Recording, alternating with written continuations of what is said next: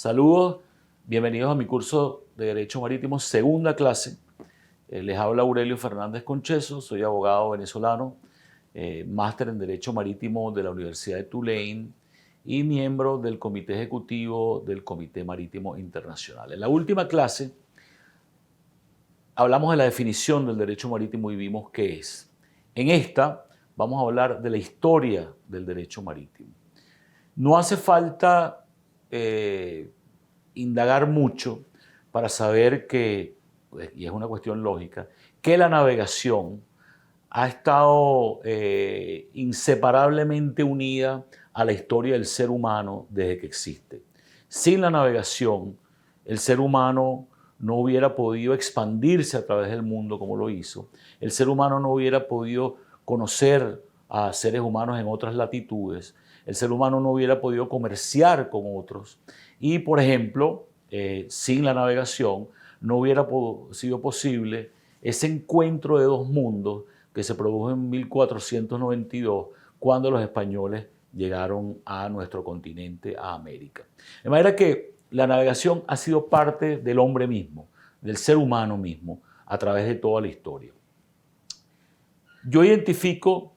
en todo ese proceso un conjunto de revoluciones que se han dado en la navegación. La primera revolución que se dio fue la revolución en la que se hizo el tránsito de los buques de vela empujados por el aire y de madera a la máquina, primero la máquina de vapor, después la de carbón, después la de combustión y más recientemente la turbina y el acero naval. Esa revolución se produjo en los siglos XVII y XVIII. La segunda revolución que yo identifico en la navegación, que menciono que ha existido en la navegación, se produjo en el siglo XX, en la década de los 50, finales de la década de los 50, con el advenimiento del contenedor que ustedes conocen y que constituyó una verdadera revolución por cómo permitió, así hizo mucho más fácil el transporte de bienes a través del mar y a través del agua. La tercera revolución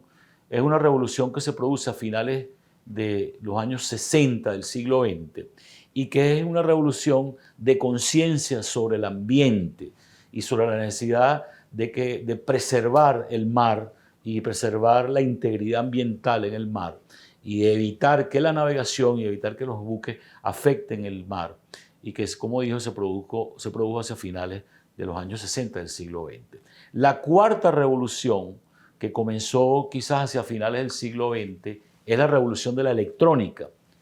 Hasta ese momento el buque zarpaba, ¿verdad? Y el buque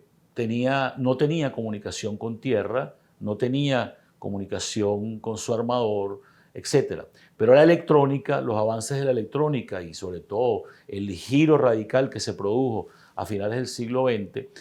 hicieron que el buque hoy esté comunicado en tiempo real con tierra, comunicado en tiempo real con el armador y que además por los distintos mecanismos de ubicación satelital que existen hoy, la ubicación, la posición del buque pueda conocerse en tiempo real en cualquier momento específico. La próxima revolución que viene después de la electrónica y que yo identifico es un desarrollo de la revolución del ambiente que originalmente comenzó en el año 69, de 1969 y que si se quiere está en pleno desarrollo y que es una conciencia sobre el ambiente o la necesidad de la preservación ambiental no ya del mar, de las aguas, sino de la atmósfera. Y es una revolución que ha llevado a todo un movimiento importantísimo de caminar y transitar cada vez más hacia la navegación verde, evitando las emisiones de carbono que afectan el medio ambiente, etcétera, etcétera. La próxima revolución que está incipiente, pero en desarrollo, es la revolución de la navegación inteligente, en la que los buques ya no necesitan de tripulación y que hacia el futuro llevará hacia buques que operan por sí mismos sin necesidad de tripulantes o que operan tripulados desde tierra. Y finalmente, la otra revolución que considero fundamental y en medio de la cual estamos y que también está en pleno desarrollo, es la revolución del protagonismo de la mujer en la industria marítima, que hasta hace poco, hasta hace quizás 20 o 30 años, era una actividad reservada esencialmente a los hombres. Pero en los últimos 20 o 30 años, afortunadamente y como debe ser, la mujer ha adquirido un rol preponderante en la industria marítima, no solamente en el trabajo de tierra, sino más importante en el trabajo a bordo. Y vemos cómo hoy existen capitanas de buques, tanto mercantes como cruceros, buques tripulados íntegramente por mujeres, buques en los cuales toda la oficialidad son mujeres, y es una revolución fundamental que tenía que haberse dado, pero que está sucediendo y que deseamos que suceda cada vez con más fuerza para que la mujer se equipare totalmente con el hombre en el trabajo marítimo. El derecho marítimo ha acompañado de la mano esa interacción esencial a través de toda la existencia de la navegación con el hombre. Identificamos 5 etapas en la historia del derecho marítimo, que es una división básicamente didáctica. La primera es el derecho marítimo de la Edad Antigua. Las primeras normas del derecho marítimo se consiguen en el Código de Hammurabi en Mesopotamia y que datan del siglo XVII a.C., es decir, 1700 años antes de Cristo o hace 3700 años. También se consiguen disposiciones de derecho marítimo en el denominado Código de Manú, que existió en la India 1200 años antes de Cristo,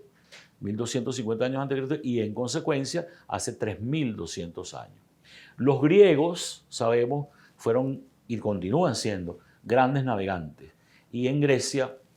había disposiciones de derecho marítimo contenidas en la denominada Lex Rhodia, que rigió en los siglos 4 y 5 a.C., es decir, hace 2500 años. Esas disposiciones del derecho marítimo griego, muchas se trasladaron al Imperio Romano y se encuentran contenidas en el denominado Digesto romano y también en el Código de Justiniano. Posteriormente, a esta digamos, etapa que yo denomino del derecho marítimo antiguo, identifico una que podemos denominar del derecho marítimo medieval, que comienza con la finalización del Imperio Romano, o la caída inicial, o el comienzo de la caída del Imperio Romano. Y allí, en las basílicas del emperador León el Sabio y del Imperio Bizantino, romano-bizantino, se consiguen disposiciones de derecho marítimo más o menos siglo IX. Luego, también como parte del derecho marítimo medieval, se consigue un cuerpo de derecho marítimo en los denominados roles de Olerón, que se consiguieron en la isla de Olerón, en Francia, y que datan del siglo XIV, es decir, años 1300. También como parte del derecho marítimo medieval, se consiguen las denominadas leyes de Visby del siglo XIV y que se encontraron en Escandinavia y que regían la navegación por el Mar del Norte. También muy importante en el derecho marítimo medieval es el denominado Consulado del Mar, que regía la navegación en el Mediterráneo y que se consiguió en Barcelona en el siglo XV. Y en Italia, las tablas de Amalfi, que fueron un estatuto italiano de navegación que rigió en el siglo XV. Y finalmente, en Francia, como un instrumento doctrinal muy importante en la historia del derecho marítimo, el denominado Gideon de la Mer. Luego del siglo XV identificamos lo que yo denomino el derecho marítimo postmedieval. Y en el derecho marítimo postmedieval es importantísimo en primer término la denominada Ordenanza de Marina de Colbert de 1681. Colbert fue ministro de Transporte del rey Luis XIV en Francia, al cual Luis XIV le ordenó que recopilara en esta ordenanza todas las disposiciones del derecho marítimo, y así surgió la Ordenanza de Marina de Colbert de 1681. Esta ordenanza, a pesar de ser de 1681, ha tenido una importancia fundamental en el derecho marítimo latinoamericano y en el derecho marítimo venezolano, y muchas de sus disposiciones han regido hasta hace muy poco y de hecho siguen rigiendo de una manera por lo menos indirecta o en segundo grado. También importante en el derecho marítimo postmedieval, sobre todo para Latinoamérica, son las leyes de India y entre ellas las ordenanzas de Bilbao, que son de los siglos XVII y XVIII, y que constituyeron el derecho marítimo, en la colonia, en los países latinoamericanos, y por supuesto dentro de eso el derecho marítimo colonial, llamémoslo así. Luego de esta etapa postmedieval viene lo que se denomina la era de la codificación. El primero más importante, y esta época de la codificación es concurrente con la formación de los estados nacionales, sobre todo en Europa. Se da la conformación de un conjunto de estados nacionales, de lo que hoy es el mapa europeo. Y por supuesto, una de las expresiones de la conformación de los estados nacionales es que los estados se volcasen hacia adentro y estructurasen y sistematizasen su derecho y sus normas en los denominados códigos. De estos códigos, el más importante y primordial en el derecho marítimo es el Código Napoleónico de 1807. En materia de lo que es el derecho marítimo, el Código Napoleónico trasladó a su texto, al libro segundo, todas las disposiciones del derecho marítimo de la ordenanza de Colbert. Y esto, el Código Napoleónico, ha tenido una influencia fundamental en Latinoamérica y ciertamente en Venezuela, porque muchos de los códigos de comercio y civiles y de comercio de Latinoamérica, incluidos los venezolanos, se han inspirado o vienen inspirados en el Código Napoleónico de 1807. Y en materia marítima, ciertamente, las ordenanzas de Colbert constituyen las disposiciones o se trasladaron al Código Napoleónico en forma casi literal y a su vez, por ejemplo, en el caso venezolano, en el que el derecho marítimo estuvo contenido en el libro segundo del Código de Comercio hasta el año 2000,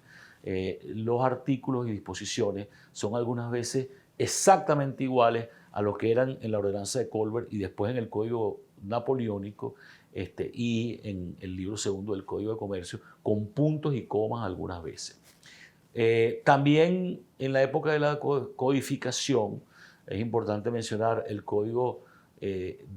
Marítimo Español de Comercio, pero las disposiciones en materia de derecho marítimo del Código de Comercio Español de 1829,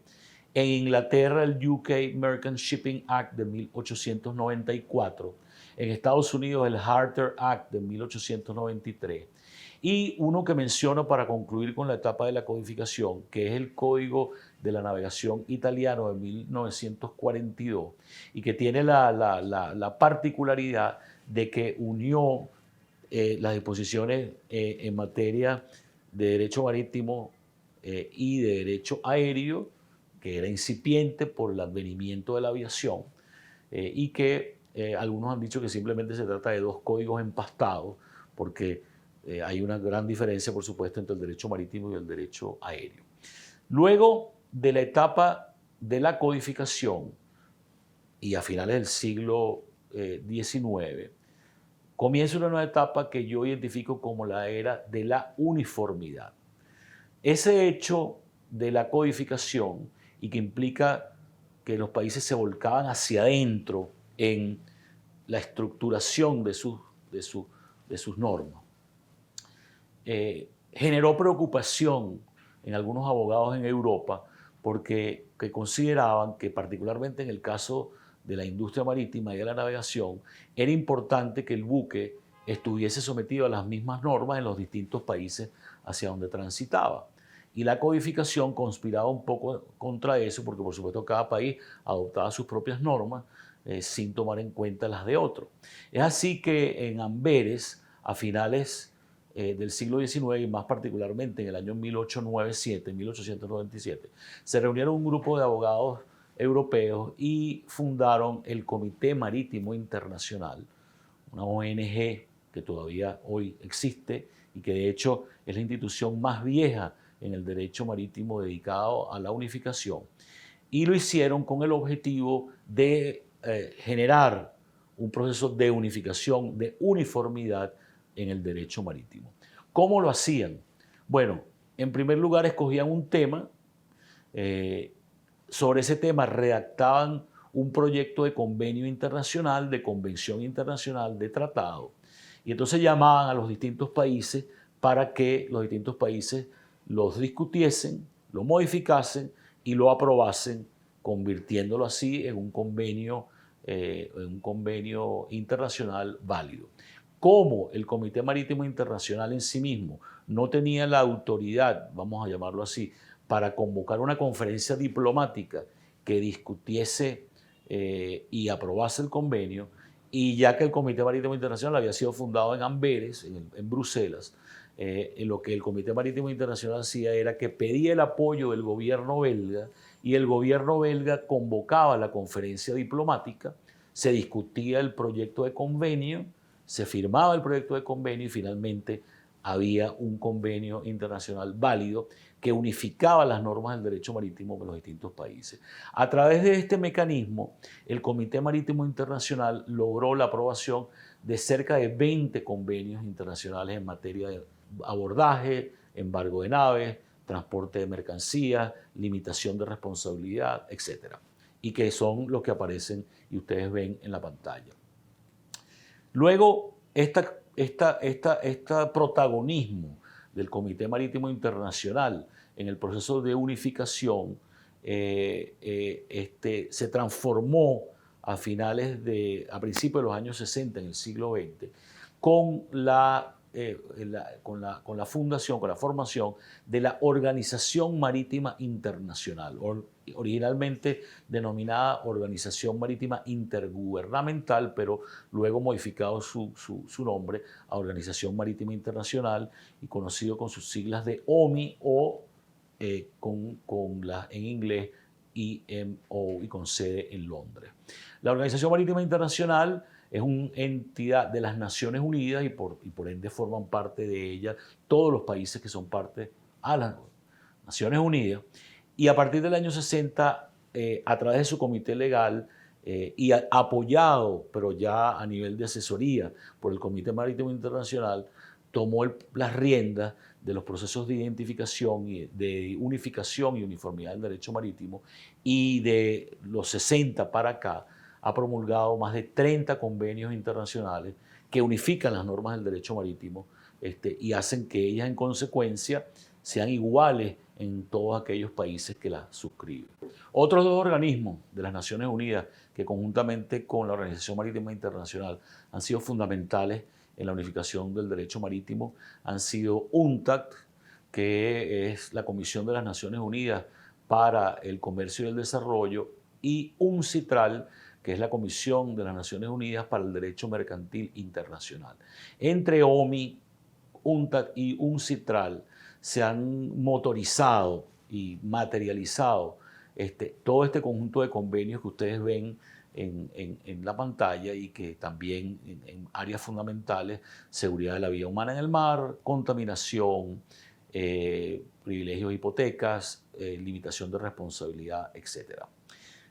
Luego de esa era de la unificación, que de hecho se ha desarrollado a través de todo el siglo, se desarrolló a través de todo el siglo XX y que sigue en desarrollo, yo identifico una nueva etapa en el derecho marítimo, que es la que yo denomino de la codificación contemporánea y la internación. Por supuesto que los procesos de aprobación de convenios internacionales son procesos que tienen el problema o la complejidad inherente al tema de la soberanía. Los países cada uno son soberanos, y convencer a los gobiernos de que aprueben normas en las que van de la mano con otros países nunca es fácil. La unificación del derecho marítimo ha sido un éxito, pero requiere todavía de avances mucho mayores y significativos.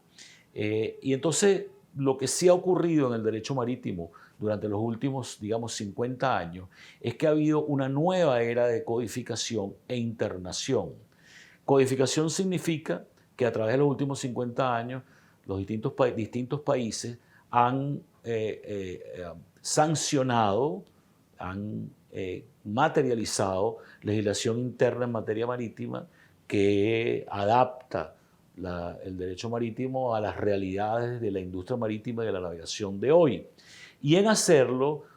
algunos de esos países que a lo mejor no han sido parte, y sobre todo los países latinoamericanos, que no hemos sido parte como en toda la magnitud, en toda la extensión que sería ideal a los procesos de uniformidad, lo que han hecho es traer las disposiciones de esos convenios internacionales a su derecho interno, y así se ha producido una uniformidad a través de la codificación, que también es muy interesante y positiva y que es un mecanismo válido para cumplir el objetivo de la uniformidad. Así veamos, por ejemplo, en Latinoamérica que en los últimos 50 años se han sancionado o promulgado la Ley de Navegación Argentina en 1973, el Código de Comercio chileno en 1989, el UK Merchant Shipping Act en Inglaterra en 1995, la Ley de Comercio Marítimo en mi país Venezuela en el año 2001, la Ley de Navegación y Comercio Marítimo en México en el año 2006, la Ley de Marina Mercante en Panamá en el año 2008, la Ley de Navegación Marítima en Cuba en el año 2013 y la Ley de Navegación Marítima en España en el año 2014. Esto concluye entonces lo que yo visualizo, que son las etapas en las que se puede dividir desde el punto de vista didáctico, porque es una división puramente didáctica, la historia del derecho marítimo y un recorrido que ustedes ven que ha sido de casi 4.000 años a través de toda la historia de esta extraordinaria disciplina. Para concluir, les voy a mencionar, les voy a hablar sobre 11 barcos, buques, que han tenido un rol histórico y sobre todo en los últimos 500 años. En primer lugar, la Santa María. Todos estudiamos en el liceo que Cristóbal Colón vino a América en el año 1492 en 3 barcos, 3 carabelas, la Pinta, la Niña y la Santa María. Pero Colón venía a bordo de la Santa María conjuntamente con el segundo a bordo en la expedición, Vicente Yáñez Pinzón. Y en consecuencia es un barco, la Santa María, que fue protagonista esencial de ese hecho histórico tan trascendental que fue el encuentro de 2 mundos, del viejo mundo con el nuevo mundo, y que sucedió en 1492. Otro barco de fundamental importancia es el denominado Victoria, que en 1519 fue el que completó la primera vuelta al mundo o circunnavegación, y que inició Fernando de Magallanes, que no pudo concluir porque falleció en medio del trayecto, pero que concluyó su segundo, Juan Sebastián Elcano. Otro tercer buque de importancia histórica también, en este caso tristemente célebre, es el denominado White Lion, y que es un buque que alguna gente no sabe, pero que en 1619 llevó a lo que hoy son los Estados Unidos, a los primeros esclavos, dando inicio así a ese fenómeno tan extraordinariamente negativo que fue la esclavitud en lo que hoy son los Estados Unidos. También de importancia fundamental otro buque, el denominado Mayflower, que en 1620 trajo a las costas del este de los Estados Unidos, de Cape Cod, a los denominados peregrinos, y que fueron las primeras familias que poblaron, de ingleses y holandeses, que poblaron lo que hoy es el territorio norteamericano. Luego el denominado buque Lusitania, que tiene la característica de haber sido el primer buque que fue hundido por los alemanes en el año 1915 en medio de la Primera Guerra Mundial, y que fue en consecuencia el primer buque mercante o civil que fue víctima, vamos a decir, en un conflicto armado de los que sucedieron en el siglo XX. Posteriormente, uno que todos ustedes conocen, porque es famoso, por supuesto, en la filmografía de Hollywood, sobre todo, y que es el Titanic, que, como saben, se hundió en el Atlántico en tránsito entre Inglaterra y Nueva York en el año 1912, produciendo sobre 1.500 muertes, y que además sirvió para despertar conciencia en materia de lo que es la seguridad de la vida humana en el mar, generando que 2 años después, en el año 1914, se sancionase la primera convención sobre la seguridad de la vida humana en el mar y que ha regido con modificaciones y adaptaciones al desarrollo de la navegación a través de todo el siglo XX y hasta hoy, por supuesto. Luego otro que muchos no conocen y que era un buque hermano del Titanic, que se llamaba el Britannic, y que la gente no sabe que también tuvo un destino fatal cuando se hundió, naufragó en el año 1916. Viniendo hacia Latinoamérica, y el caso particular de mi país, Venezuela, tenemos en primer lugar el denominado Falke. Falke fue un buque que fue arrendado en Europa por Román Delgado Chalbot, a la sazón, por cierto, primer presidente de la Compañía Venezolana de Navegación, para desembarcar en Venezuela en el año 1929, cuestión que hizo en el estado Sucre, en un intento de derrocar a quien para ese momento era el jefe del gobierno venezolano y dictador, Juan Vicente Gómez. Y Román Delgado Chalbó falleció en la expedición. Venía también, curiosamente, en el Falke su hijo, ¿verdad? Carlos Delgado Chalbot, que luego fue presidente de Venezuela y además el único presidente venezolano que ha sido asesinado. Luego, también con relación a Venezuela, está la motonave Anzoátegui. Y la motonave Anzoátegui es un buque que muchos no saben, que en 1963 era un buque de la Venezolana de Navegación, de la Compañía Anónima Venezolana de Navegación, y que en 1963 fue secuestrado por un comando de guerrilleros de las Fuerzas de Liberación Nacional, que en esa época existían en Venezuela y que después fueron pacificadas a finales de esa década de los 60. Finalmente, para concluir, 2 buques que han tenido una importancia fundamental en crear conciencia sobre la necesidad de la protección del medio marino, y el primero de ellos es el Torrey Canyon, que en 1967 se hundió en las costas de Bretaña, generando un gigantesco desastre ambiental por hidrocarburos, petróleo, y que condujo a que la comunidad internacional adquiriese conciencia sobre la necesidad de regular en términos precisos todo el tema de la contaminación del mar por petróleo para proteger el medio marino y además para proteger a las víctimas de contaminación en los casos en que ella se dé. Y finalmente, también vinculado a eso, el Exxon Valdez, que en 1989 produjo un desastre ambiental también por petróleo y por hidrocarburos cuando varó en la bahía de Prince William en Alaska, generando graves daños a esa zona tan extraordinaria y bella que es el ambiente marino en Alaska, y que condujo a que los Estados Unidos, tomando conciencia del incidente,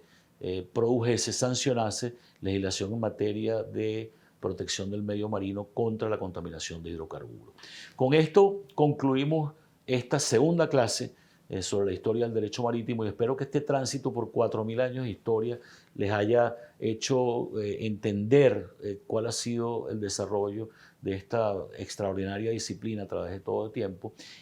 este tiempo, y los invito así para la tercera clase de mi curso de Derecho Marítimo, en la cual entraremos en el estudio de los sujetos, es decir, las personas en el derecho marítimo. Saludos.